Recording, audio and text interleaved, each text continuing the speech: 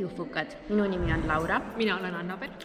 Ja uuel aastal rõõmustame me teid uute VKG nipiminutitega. Ja mis oleks parim aeg oma vaimse tervise eest hoolitsemiseks, kui mitte aasta 1. kuu? Aga tulgegi meiega. Lähme vaatame, mis on jaanuarikuu 3 nippi. Läksi.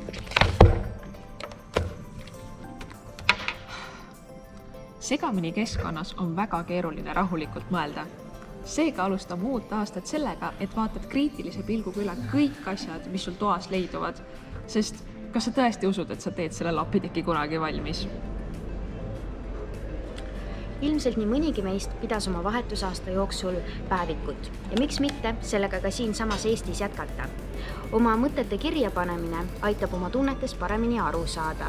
Ja pärast on hea mälestus ka väikestest hetkedest, mis muidu kipuvad ununema. Muusika kuulamine on hea viis mõtteid mujale viia ja veidi puhata.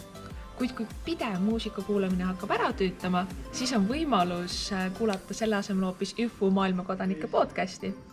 Ja jaanuarikuu lisana on meil teile ürituse soovitus. Nimelt veebruari alguses toimub VKG poolt korraldatud talvine VES, kuhu te kõik olete oodatud.